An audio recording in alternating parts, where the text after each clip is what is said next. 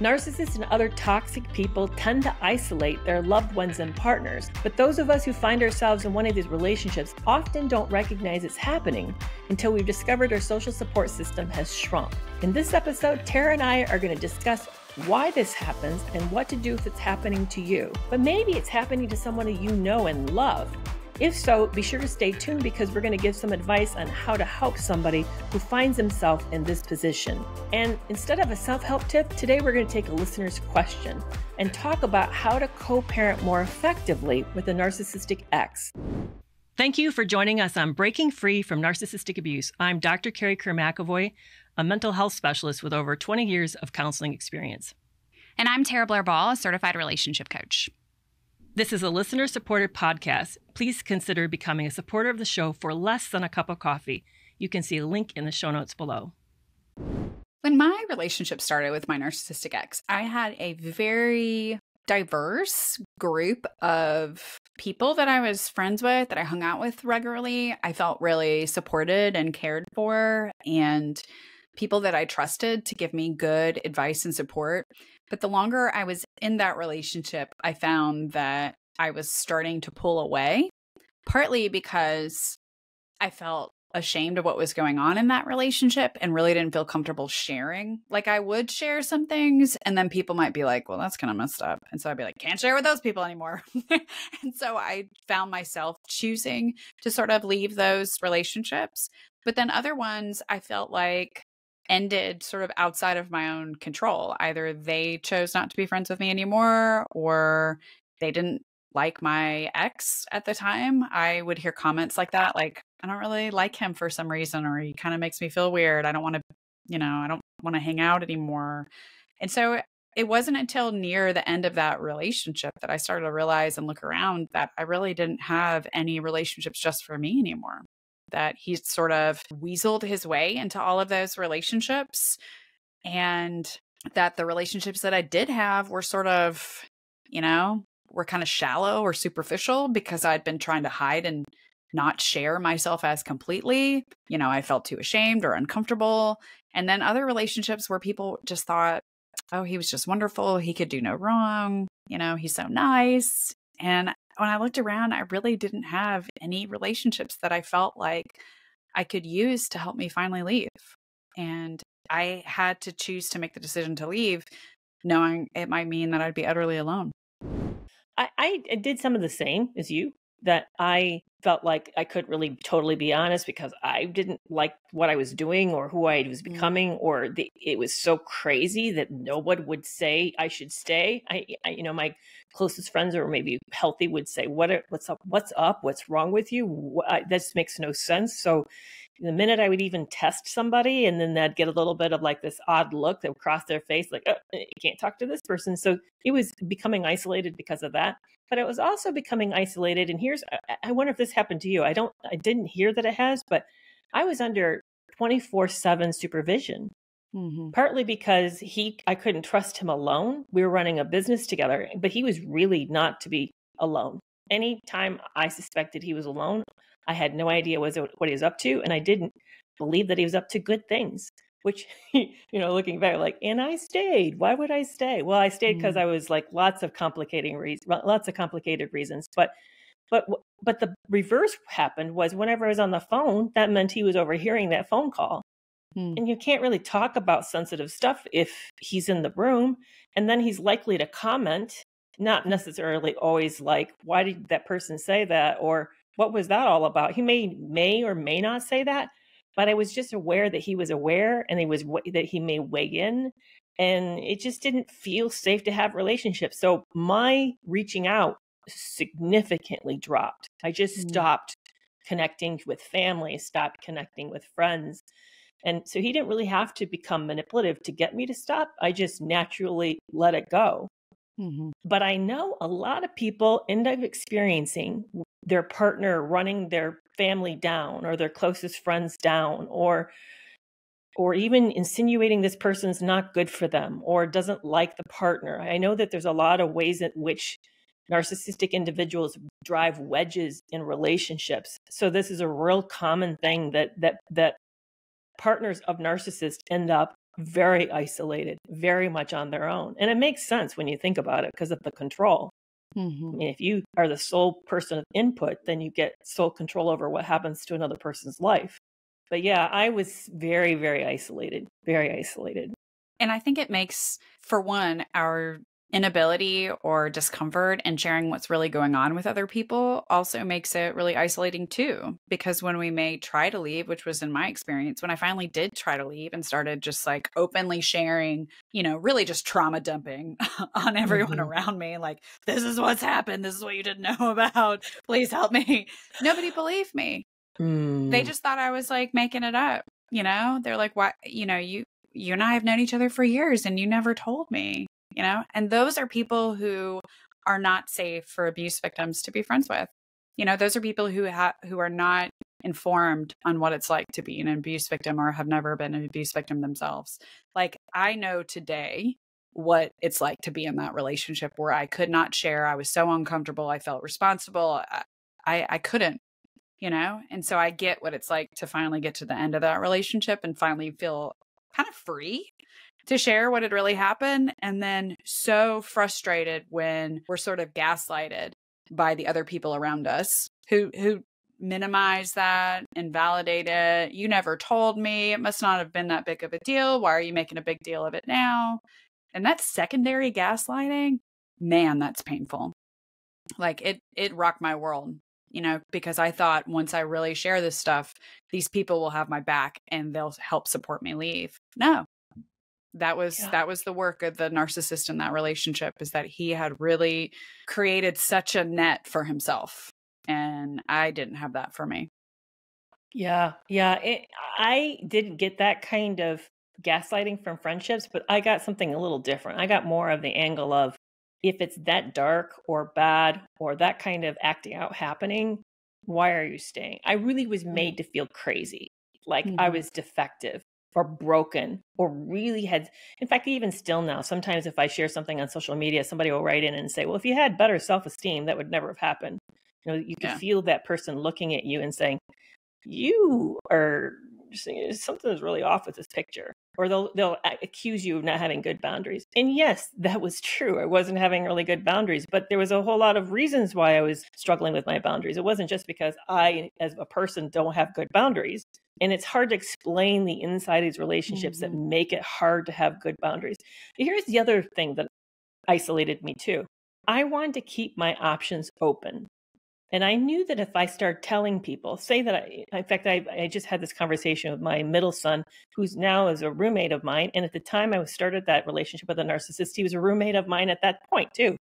And I remember coming home from the honeymoon, knowing now that my ex had been cheating. I just found out and I was devastating. And I remember going downstairs and looking at the light in his room and thinking about going and talking to him. But he was 27 at the time, 23. I'm sorry, he was 24 at the time, 23. That's young. I knew he'd never been in a relationship. And I also knew if I tell one of my sons that my new husband had been cheating on me, that's going to pit sides. They're going to like, I need to talk to him. And I couldn't imagine where that was going to go. I even thought about talking to my sisters at the time. Again, everybody would like obviously want to protect me, but what happens if I decide I want to make this relationship work? Right. Then they're going to look at me and say, we went to bat for you over this and you're now going back. I don't get it. I just had this happen. One of my club members is going back and trying with her husband and is asked to step out of the club. And I there's a part of me, it's like, I hate to hear that because I've known enough what she said to realize that I'm worried for her and I'm worried about the likelihood of this succeeding. But I also know that I've been there. And sometimes we need to do that. That's part of the recovery process, is to give every chance possible till we're clear this is not going to work. And then we then can move on and do something next. But not everybody knows how to do that with us and to give that kind of space for us. So that's the other thing that isolated me. I just knew that people would take sides and I couldn't bear that. So I think to me, this topic has two folds. What do you do if you're the person who's in it and you look at your life and you think, wow, I don't really have a good support system anymore. I don't even know who I can talk to or what I should talk about. What should I do? How do I improve that? maybe because they don't really have a healthy support system. Maybe their assessment's valid, or maybe they do actually have a good support system, but they're scared to know how to lean into it. So I think we can address that. But I also think there's another piece to this, and that is talking to those who are loving someone who's in a bad relationship and they want to know how to show up. How can they show up in a more useful, helpful way? So I kind of see two different listeners who may be wanting advice here.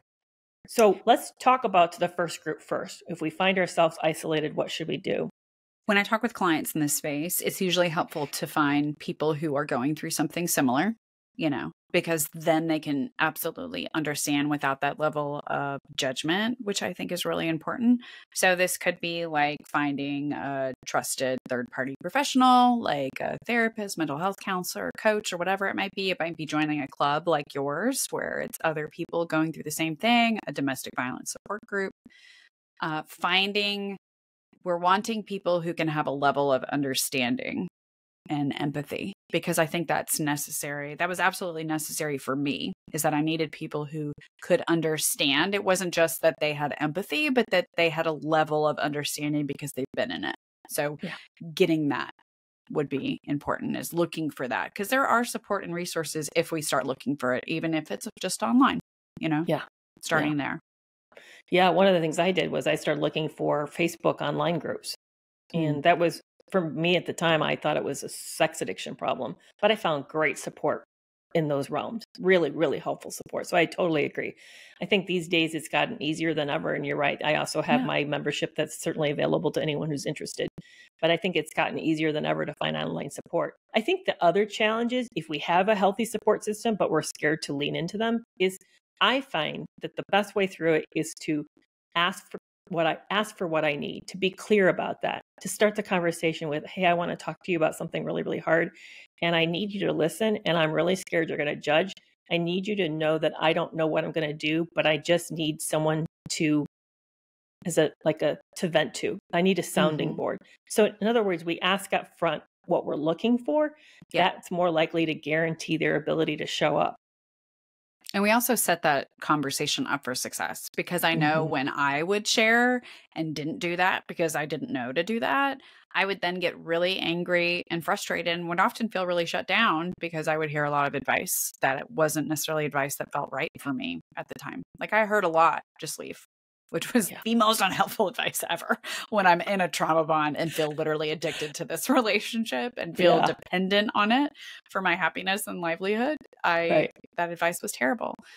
And the other thing that you said was, if you're in relationship with somebody who's in a relationship like this, if you're friends with somebody who's in a bad relationship, just like that, the advice that you gave from the abuse victim to the friend, it can go the other way. Like, they share something with you, being able to ask, would you like advice or feedback?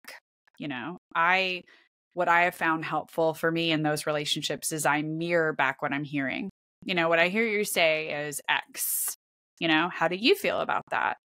And as someone who has been in that type of relationship, I was so disconnected from my feelings and the reality of the experience, that when I did have a friend mirror that and ask me questions like that, it started to help me work on those tools, because it was like a muscle that had kind of atrophied, because I had gotten so disconnected from how I was feeling that I really needed that help to work through that again, to get reconnected to how I was feeling. And so that exercise with my friend was really helpful. It is really helpful. I think also for friends to know that the best way we can show up for somebody is just to be there. And believe it or not, it's always amazing to me, even as a clinician. Often when I was doing counseling, I'd have people tell me really, really awful stories, and I would wish I could make it better. I mean, they'd tell me things that, wow, I would love to fix. They're heartbreaking. I can't fix most of it. So I would feel really hopeless and helpless.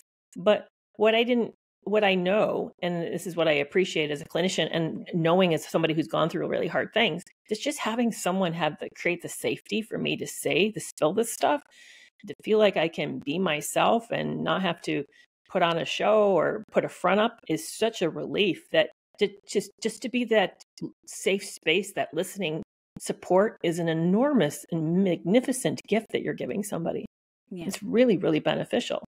And I think the other thing, and this is how I often give help, because sometimes I do have a suggestion, but I find that if I frame it instead of, you should try this, or why are you not doing that? To say, when I was in this situation, this is the things Mm, I might think about, or I've tried, and this is how it worked for me. And then by giving it more from a standpoint of myself, I'm giving them the option to either pick it up and try it or not, because it's optional. And I'm only reflecting from myself. I'm not telling them what to do. And I yeah. think that's the other really hard part, is that maybe those who've not ever been in a narcissistically abusive relationship don't appreciate that those who are in it feel controlled all the time. We feel we've lost all our autonomy, most of our autonomy. I mean, I couldn't even hang the clothes right. I was being told how I should put stuff into the kitchen refrigerator, that I wasn't stocking the refrigerator right. So when you're at that level of control, you're exhausted from people's input. So when someone just offers it from their perspective, it's such a relief, because then I know I have the ability to not take it if it doesn't work, because nobody's going to know the ins and outs the way that you know the ins and outs of your own life. I could make 100 suggestions that might be great suggestions, but for you personally would never work. In 12-step fellowships, we call that sharing experience, strength, and hope. And I think it's also beneficial that even if we aren't in or have not ever experienced an abusive relationship, to imagine it from that perspective of like, how would we think about or do or react if we were in that specific situation our friend is, being able to say something like, not just when I was in it, or if I heard that, I might feel blank, being able to apply it from that way so they can see it from a somewhat distanced place, and I think that's a valuable tool. It absolutely can be. Yeah. It's really helpful. And then the thing that I also find hard as a listener to it is that it is easy to have strong feelings. Oh, yeah. What we're hearing is rough stuff. It's gut-wrenching stuff. It makes us angry, makes us feel really sad too, and broken for this person. And we don't like that. And I think, but realizing that we can feel those things, but it doesn't mean we have to fix it because we feel it.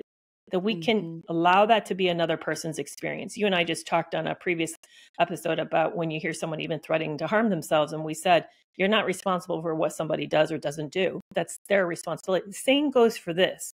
We can hear people say heartbreaking things, or even make choices we would never personally choose, but we don't need, that's not our life. And we don't need to do anything with that. We can, I know I wouldn't do that. I wouldn't put up with that, or I wouldn't want to live like that, but it isn't my life.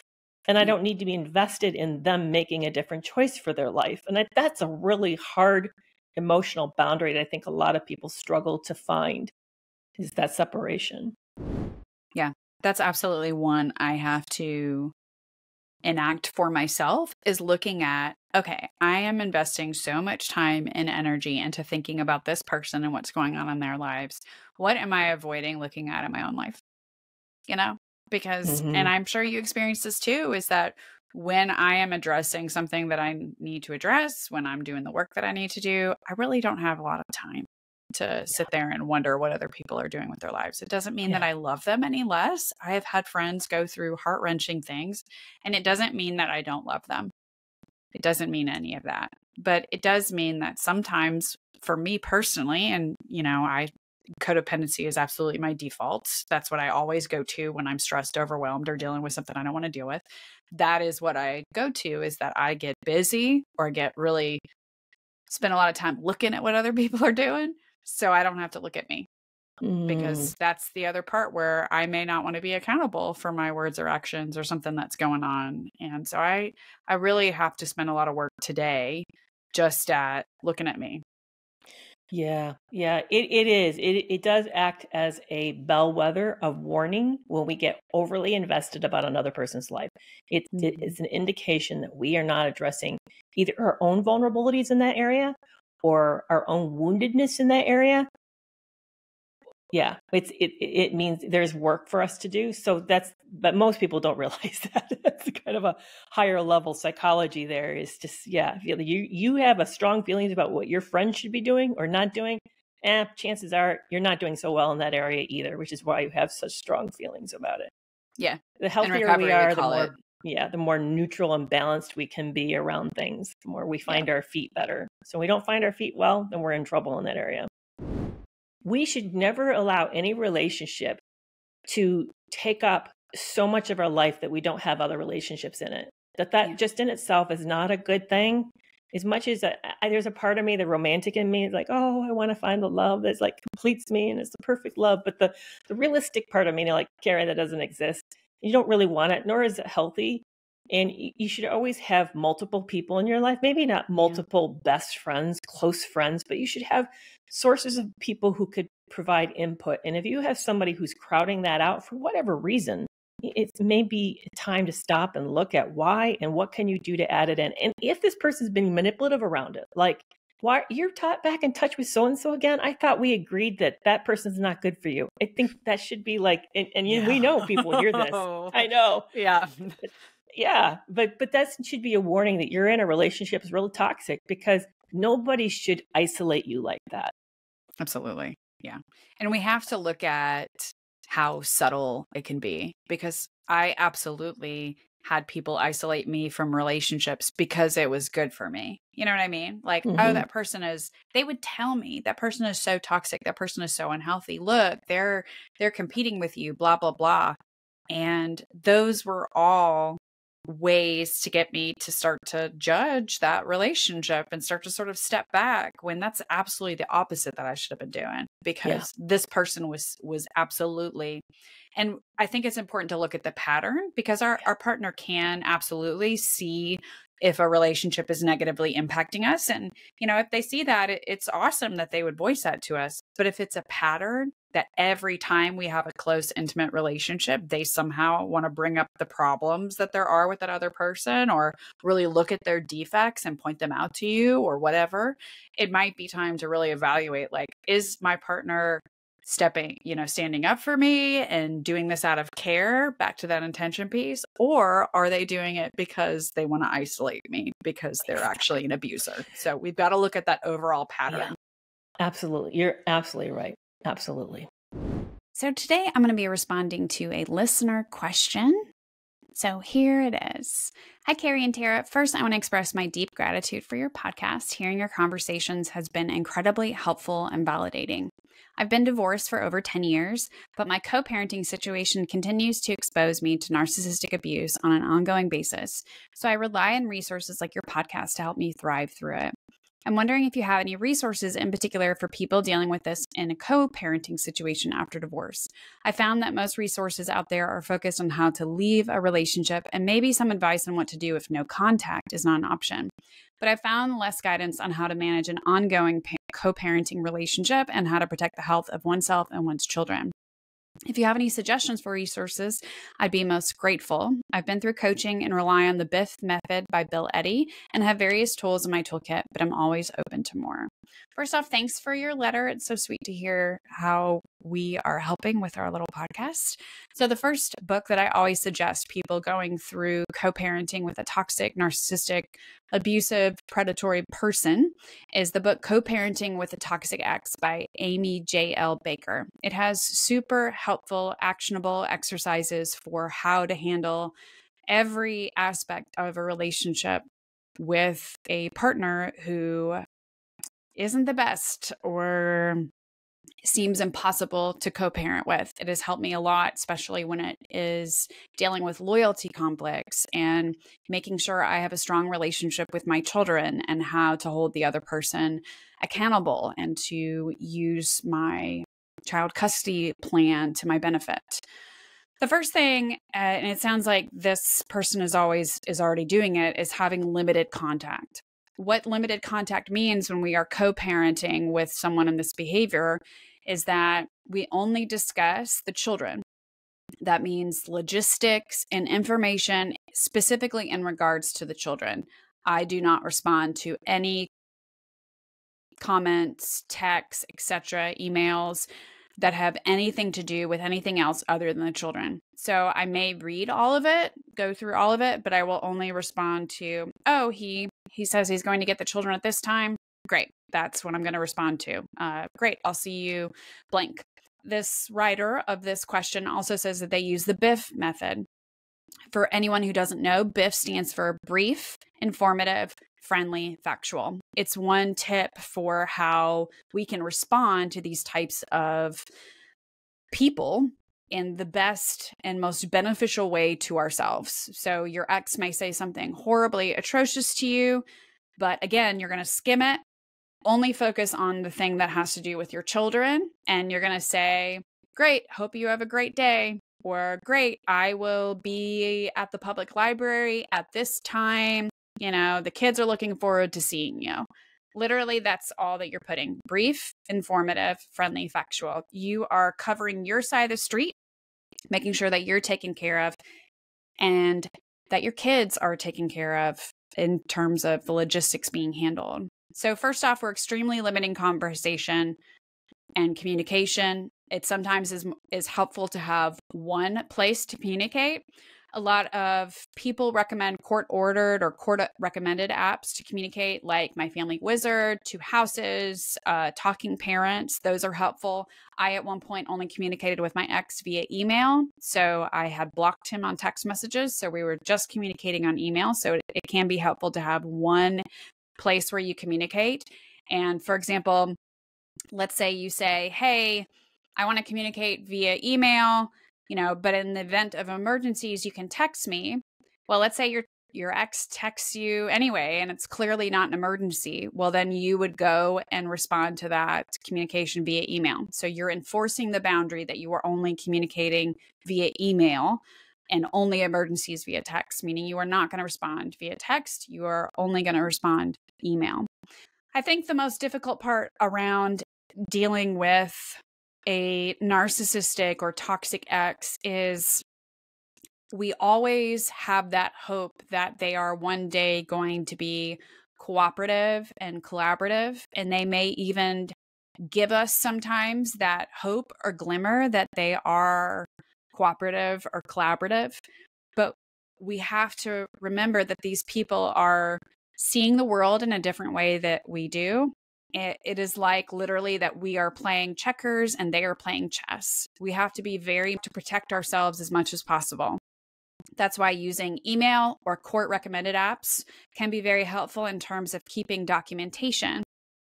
It is also very helpful for you and for anyone to stick as closely to the child support plan as possible.